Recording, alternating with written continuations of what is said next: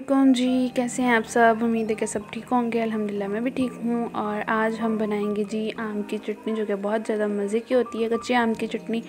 और आपने जो है वो सबसे पहले मेरे चैनल को सब्सक्राइब कर दें, बेल आइकन प्रेस कर दें ताकि मेरे हर आने वाले न्यू ब्लॉग का नोटिफिकेशन आपको जल्द से मिल जाए। अब हम स्टार्ट करते हैं। मैंने यहाँ पे 4 आम लिए थे, जो कि मैं पहले एक काट चुकी थी, फिर बाद में मैंने जो है वो 3 बाद में काटे। इनके छिलके अच्छे तरीके से उतार लेने और फिर इनको जो है वो बारीक बारीक काट लेना है अच्छे तरीके से, ठीक है।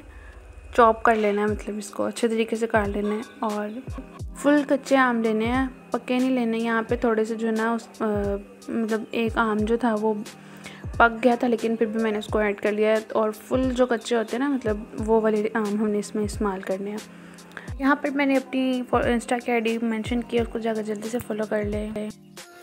और फिर उसके बाद जी यहाँ पे सारे काट के मैंने साइड पे कर लिए। और यहाँ पे मैंने तकरीबन 2 गिलास या 1.5 गिलास, मतलब 1.5 गिलास पानी का ऐड किया इसमें, और मतलब डाल लेना है। और इसमें मैंने इलायचियाँ 3 से 4 ऐड की हैं, और साथ में आधा किलो जो है वो चीनी हमने इसमें ऐड देनी है।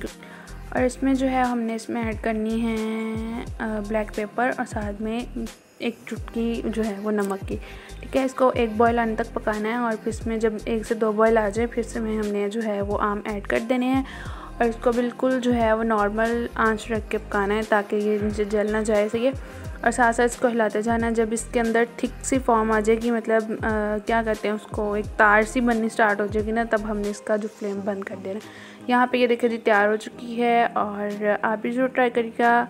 इसके ऊपर मैं जो है अब मगज़ वगैरह डाल रही हूँ, आप बादाम भी डाल सकते हो इसमें, और साथ में चांदी का वर्क ऐड कर लें। और अब मिलते हैं जी हम नेक्स्ट वीडियो में, तब तक के लिए अल्लाह हाफिज़, बाय बाय।